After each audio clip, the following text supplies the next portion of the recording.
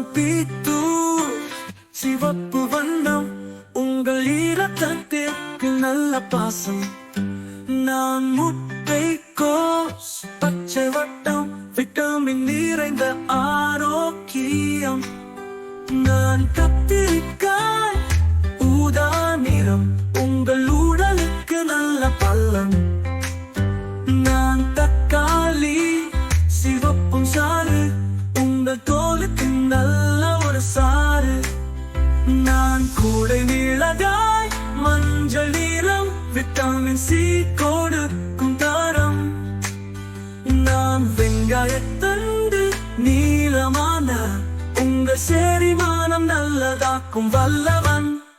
நான் உருளைக்கிழங்கு பழுப்பு நீளம் ஆற்றல் தரும் காற்போர் வல்லமை தரும்.